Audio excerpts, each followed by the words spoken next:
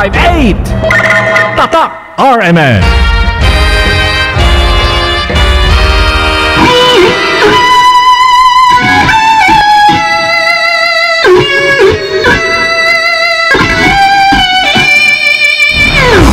Ito ang nag-iisang pagbabalita sa radyo na tunay na napapakinggan ng Pilipino sa buong bansa, sa buong mundo. Kasama si Buddy Oberas.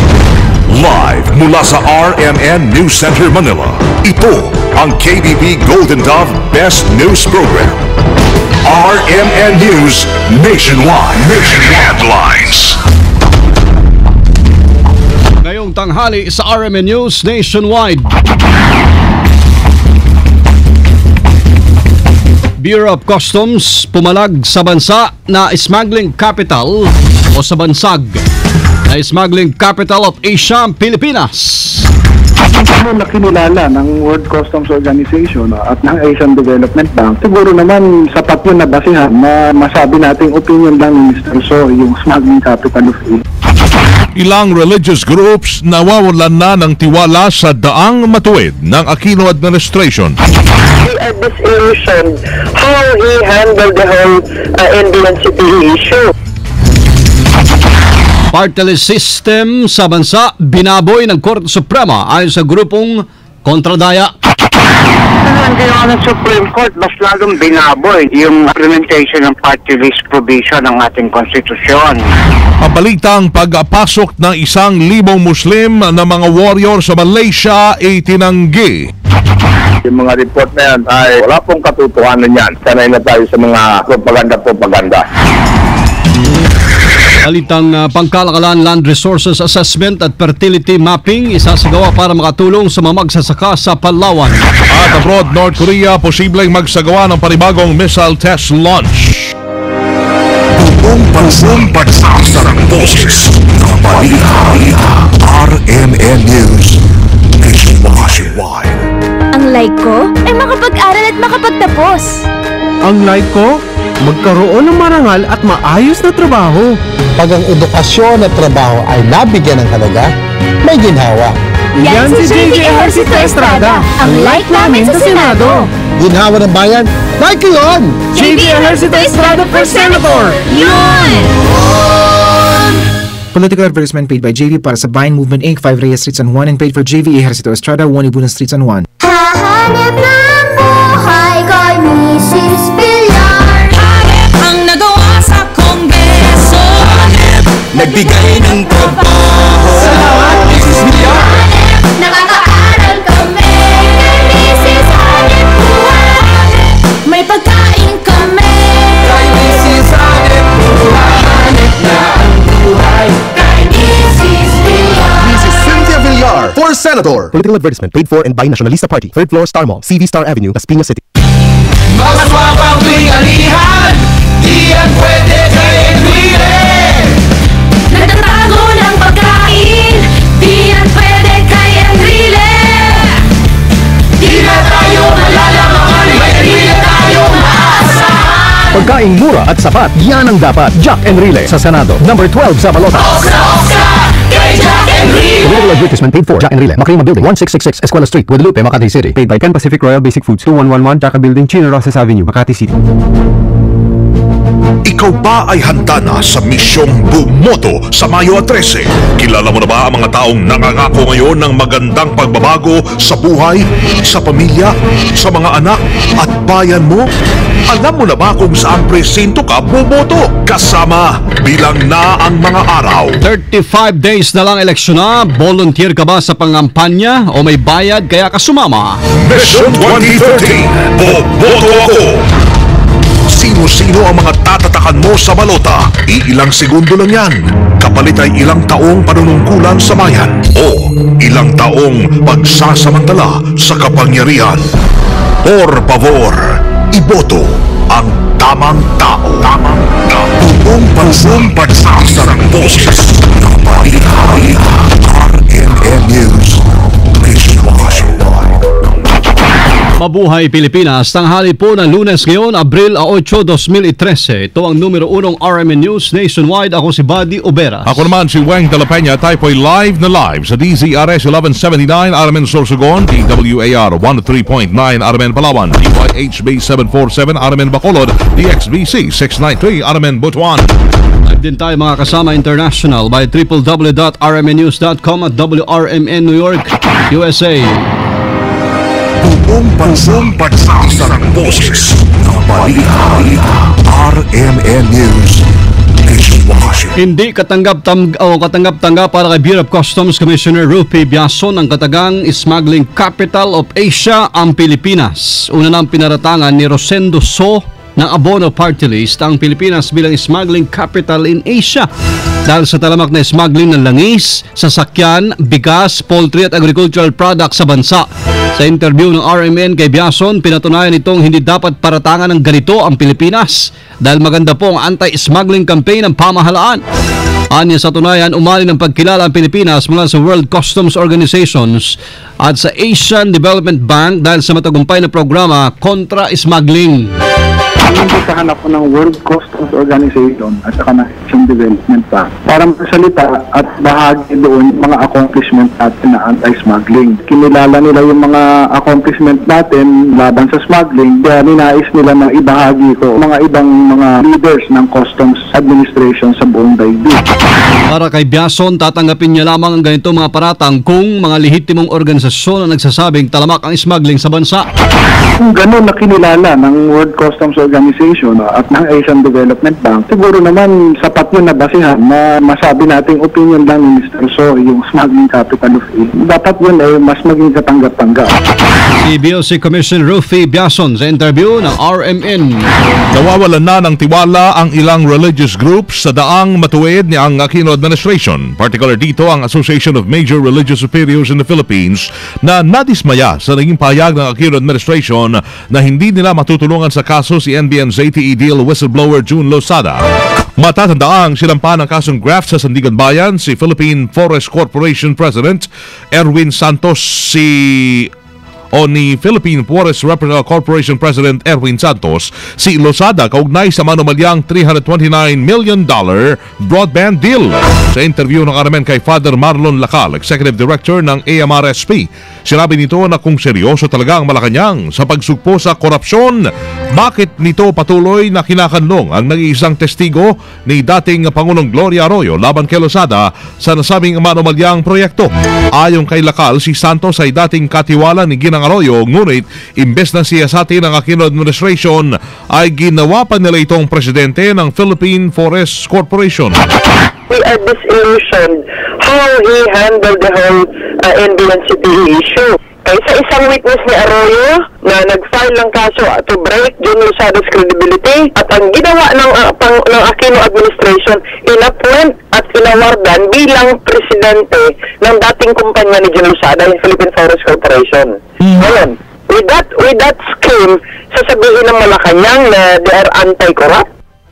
Pinala ni Lacal, may pinoprotektahan ng kasalukuyang administrasyon na interes, lalo na't kanilang nadiskubre na ang bayaw ni Executive Secretary Paquito Ochoa at si Santos ay magkasosyo sa negosyo.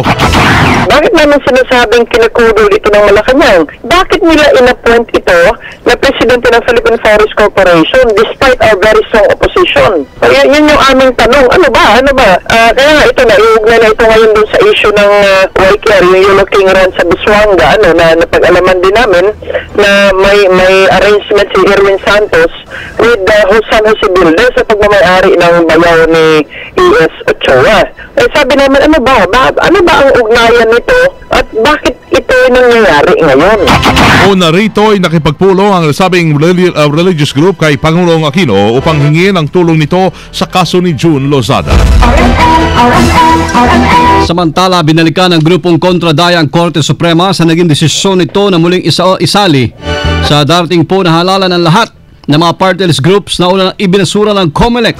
Sa interview ng RMN kay Father Joe Dizon, convener ng kontradaya, sinabi nito na binaboy lamang ng Korte Suprema ang party-list system ng bansa bago din umano ang kataas-taasang hukuman o bigo ang Supreme Court na tulungan ang COMELEC sa pagkilatis ng totoong party list na nagre-representa sa mga mahihirap at mga marginalized groups.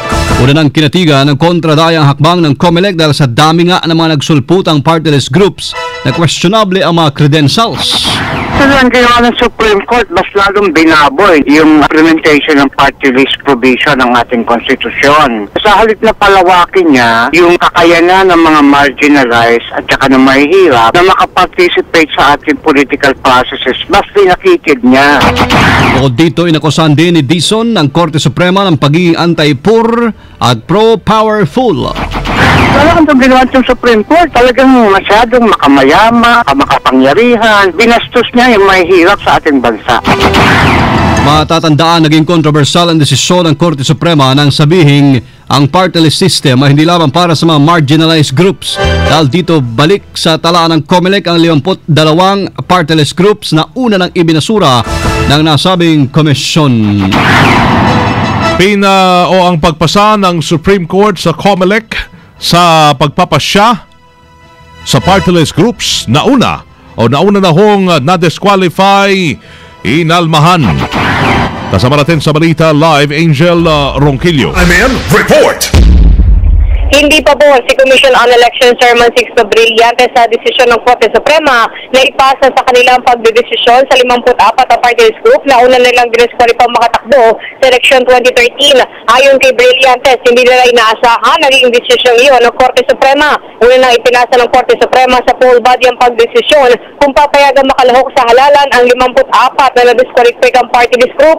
Ito ay sa kondisyon ng susunod nila ang patakarang itinagda ng Korte Suprema para sa pagdedesisyon sa kwalifikasyon ng National, Regional, Sectoral Party sa ilalim ng party list system. Naniniwala si Brillante sa pamamagitan ng bagong guidelines ay marami ang papasok sa party list group. Sa kabila nito, tiniyak naman ni Brillante sanda sila magsagawa ng hearing kahit na sa araw-araw pa bilang pagsunod o pagtalima sa utos ng Korte Suprema. Kasama mo sa lungsod ng Maynila, Angel Ronquillo, Tatak, RMN. Radyo mo, Nationwide. Ang COMELEC ay pinangkikilos sa isyu ng mga party list groups. Kasama natin sa balita live, Conde Batak. RMN Report! Umapil ang grupong makabayan sa Kamara sa Commission on Elections na depensahan ang desisyon nito na idiskwalipika ang mga tinaguriang peking party list group sa bansa. Ito ay matapos na magbaba ng desisyon ng Korte Suprema na ibinabasura ang kwalifikasyon para sa kinatawan ng mga nominado ng mga party list na papasok sa Kongreso. Dito ni Bayan Muna Party List Representative Nery Colmenares, dapat na i-reconsidera ng Supreme Court ang desisyon at panindigan na ang party list ay para lamang sa mga marginalized at underrepresented sector.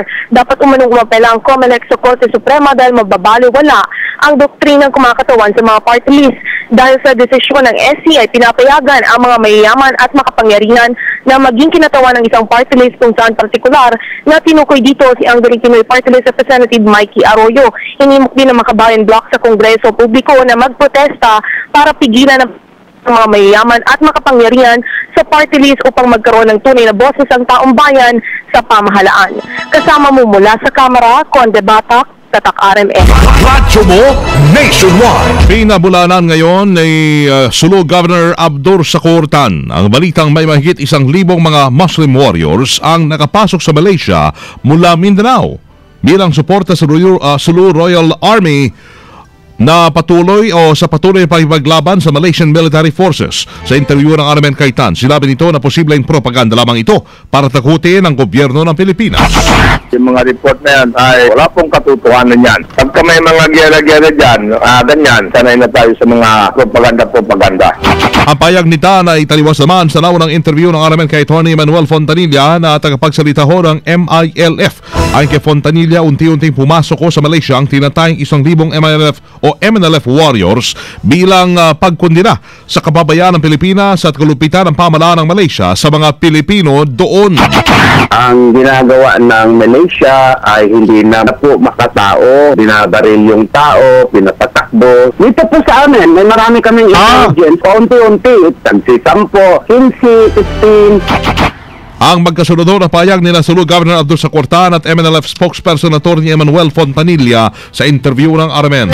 Bahagya na naapektuhan mga kasama supply ng mga paunang produkto sa Sulu at Tawi-Tawi. Bunsod po ng paghigpit sa Malaysian border at pagdami ng evacuees mula sa Sabah, Malaysia. Karamihan kasi sa produktong binibenta sa Tawi-Tawi galing sa Malaysia, kabilang na mga commercial rice. Ayon kay Sulu Governor Abdu Socortan, kabilang sa higit na naapektuhan ay ang presyo ng bigas. Agad naman nagpadala ng ayuda ang gobyerno upang mapigilan ang panic buying at ang price hike sa naturang probinsya. Medyo naapektuhan dahil restricto sila sa border. Tumaas lamang ng konti yung bigas dahil yung bigas galing sa Sabah. Pero nagpadala agad yung ating pamahalaan ng bigas sa NFA. Si Sulu Governor Abdu Socortan sa interview ng RMN. Talamak na smuggling ng chicken at pork products itinanggi ng palasyo. Kasama natin sa balita live, Deo de Guzman. RMN Report! Kinontra ng Palasyo ng Malacanang ang naging pahayag ni Abono Party List Representative Rosendo So na malaking problema din ng bansa ang smuggling ng agricultural products. Isinuwalat kasi ni So na noong 2012 ay umabot sa 10 bilyong pisong halaga ng bigas at 10 bilyong pisong halaga din ng chicken at pork products ang iligal na naipasok sa bansa. Binigyan din nito na dapat ay sibakin na ni Pangulong Noynoy Aquino si Customs Commissioner Rufy Biazon dahil sa malalang kaso ng smuggling. Ayon naman kay Deputy Presidential Spokesperson Abigail Valte, malayo ang hawak na impormasyon ng party list group at ng BOC na siya naman anyang handang ipaliwanag ni Biazon. Bukas naman kasi anya si Biazon na makipagdialogo sa grupo upang maipaliwanag na mabuti ang tunay na sitwasyon ng smuggling sa bansa. Kasama mo sa Palasyo ng Malacanang, Deo de Guzman, Tatak, RMN. Radyo mo nationwide. Yung kita mula po sa sedula, hindi dapat asahan ng BIR. Sama natin sa balita live, Grace Mariano. RMN Report! Iginiit ni Senator Robert na hindi na dapat inaasahan ng Bureau of Internal Revenue o BIR ang kita mula sa sedula. Ito ang reaksyon ni Recto sa pahayag ni BIR Commissioner Kim Henares na dapat itigil na ang paggamit ng sedula dahil lugi na daw sila. Milyong-milyong gasto sa pagpapa-imprenta nito pero wala namang bumabalik sa kanila na kita mula sa pinagbentahan ng sedula. Pero sa pagkakaalam ni Recto, ang kita mula sa pinagbentahan ng sedula ay nagsisilbing income para sa mga barangay at mga local government units. Kaya naman ang mungkahin ni Recto sa halip na ipatigil ang paggamit ng sedula ay makabubuting ilaan na lamang sa social security benefits ng mga barangay officials ang income mula dito. Kasama mo sa Senado, Grace Mariano, Tatak, RMN. Radyo mo nationwide. Yung mga kilos naman 2013 Boboto Ako. Mga kilos ng mga kandidato dun ho sa Aklan, bantay sarado ng DILG. Kasama natin sa balita, Mel Tirazona ng RMN Kalibo.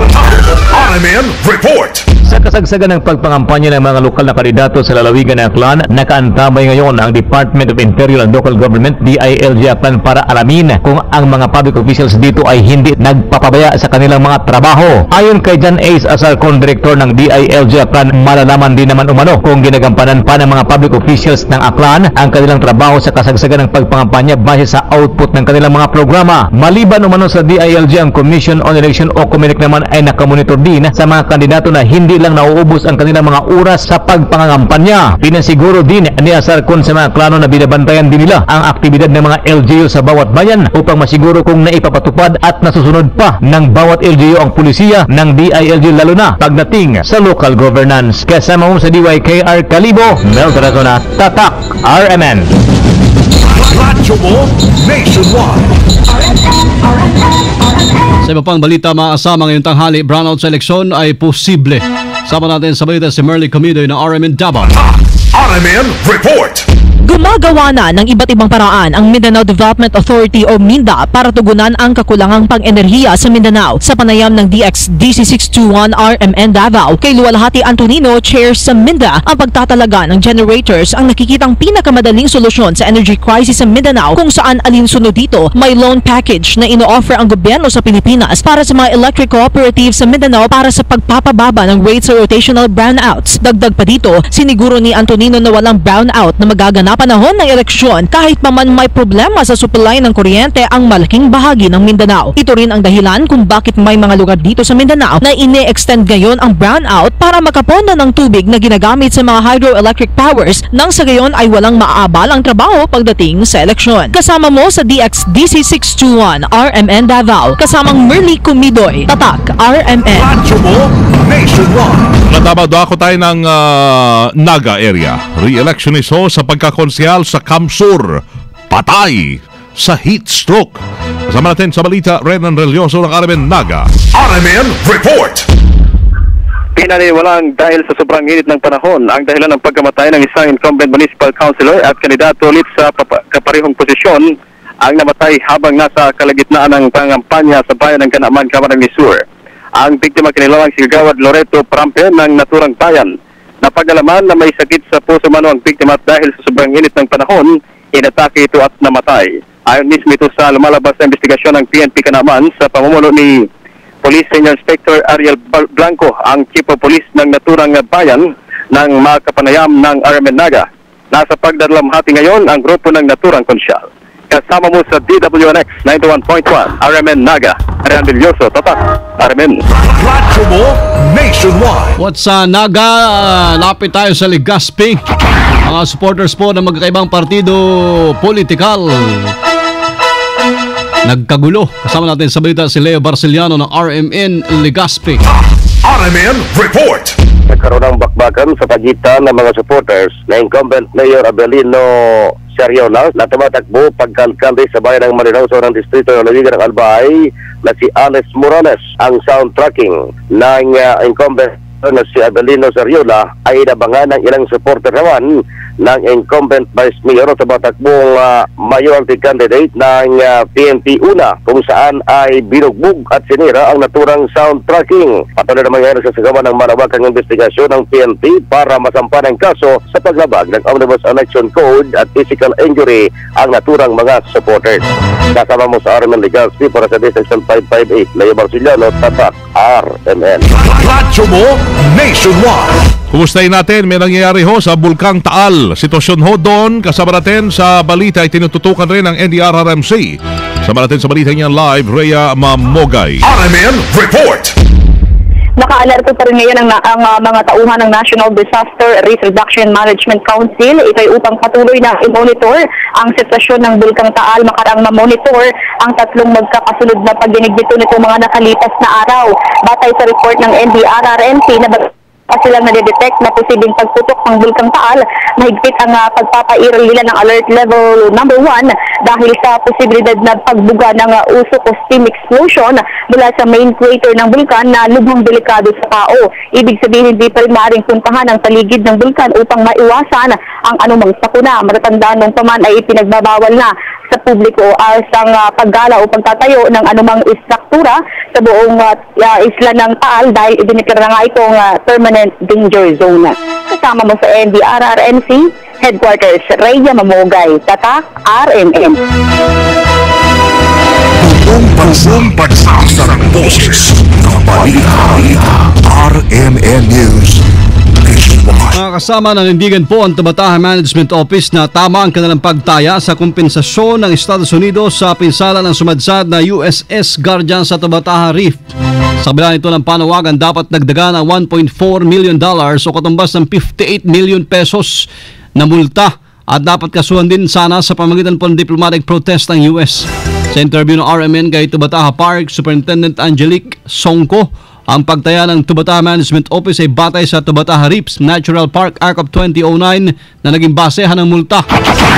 Ang bawat po kasi paglabag sa batas meron pong kaampatang parusa, penalty. So lahat po ng na-violate nila na rules and regulations ng park, inek lang po namin kung ano doon ang sinabing penalty. So yun po ang kinalabasan. Hindi naman po natin pwedeng lakihan dahil sila po ay US. Naniniwala rin si Songko na hindi na kailangan maghain ng diplomatic protest laban sa Amerika dahil nakipagtulungan naman ito. Ang mahalaga ngayon anya ay rehabilitasyon ng Marine Sanctuary. Nag-usap-usap naman po yung mga miyembro ng board at yan po ang na-reach nila kasi po hindi na po natin sana gusto humaba pa itong issue na to and then we can all move forward. Yun lang naman po ang advice ng board na ganyan. Tapusin na natin itong usapan ito. Pag nakabayad ng US, ang kailangan natin i-attend ngayon ay ang reef na siguraduhin natin na siya ay nag-rehabilitate ng maayos. Una lang sinabi ng Malacanang na kontento sila sa naging pagtaya ng TMO at dapat igalang ang nasabing desisyon dahil ito ang hinihingi sa batas. Dalawang unidentified aircraft ang nakitang pumasok sa Pag-asa Island sa Palawan noong Huwebes ng umaga.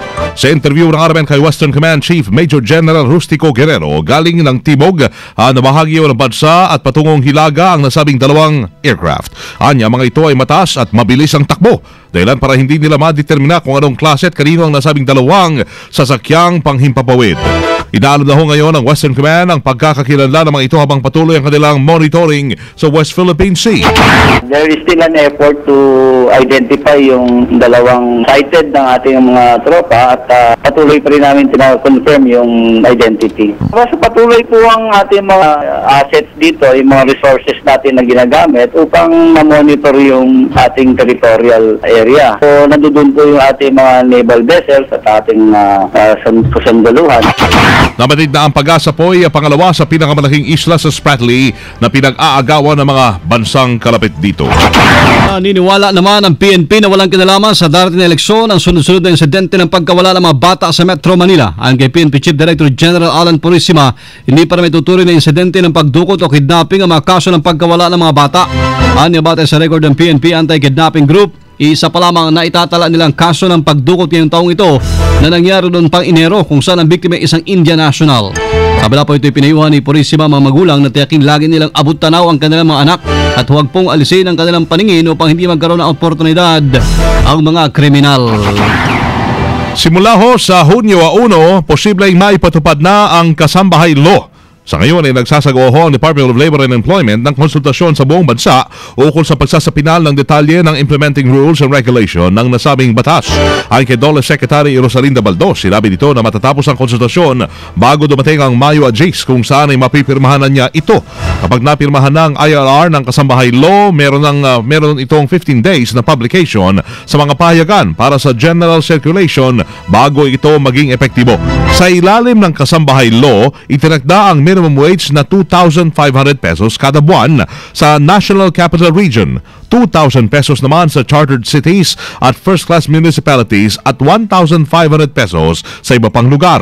Dapat din bigyan ng 13-month pay, SSS, PhilHealth at pag-ibig ang mga kasambahay. Sa paniwanag ni Baldos, saklaw ng batas ang katulong sa pag-alala o pag-alaga ng anak o yaya, nagluluto, naglilinis ng bahay, ngunit hindi kasama ang mga family driver, hardinero, maging ang mga hindi naninirahan sa bahay ng amo. RMN News Negosyo. Mga kasama, nagsasagawa po ng tinatawag na Land Resources Assessment and Fertility Mapping sa Palawan ng Pamahalaang Panlalawigan. Inuunahan ito ng Office of the Provincial Agriculture at Department of Agriculture Region 4B sa pagtulungan na rin ng Bureau of Soils and Water Management. Dahil na sabi assessment at fertility mapping na matulungan ang mga magsasaka sa pagpili na naangkop na uri ng pananim sa nilang lugar. Ayon kay Agriculturist Engineer Teresita Gian, mas makakadyak din sa ganitong paraan ang mas mataas na produksyon o ani sa nilang pananim. Kabilang naman sa mga natapos na ang assessment at fertility mapping ay sa Calamianes area, Aborlan at lungsod ng Puerto Princesa. Abay inaasa matatapos ang pag-aaral ng lupa sa lahat ng munisipyo sa Hunyo. RMN News Abroad. Kasabay ng tensyon sa Korean Peninsula kung saan dawit ang Amerika, posible ngayong linggo gagawin ng North Korea ang isa pang missile test launch. Ayon kay Kim Jong-soo, Chief National Security Security Advisor ni South Korean President Park Geun-hye, posibleng bago matapos ang Miyerkules Abril 10, ilulunsad ang test launch o ibang provocation.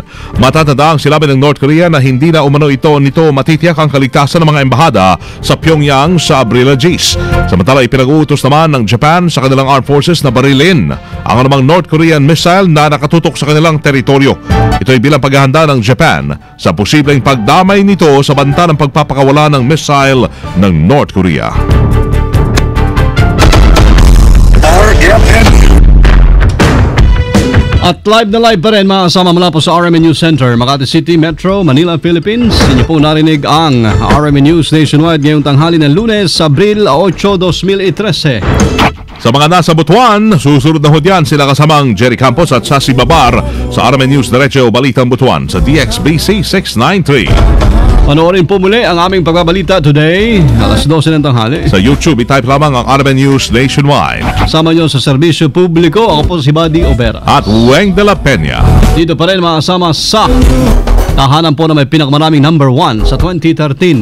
Pinakamaraming himpilan sa 2013 ang RMN Radyo mo Nationwide. 60 years ng maasahang public service nationwide. Ang pinakamalaking mga balita, abot sa bawat Pilipino, saan man sa bansa. RMN News Nationwide. At alas 12:30. DZXL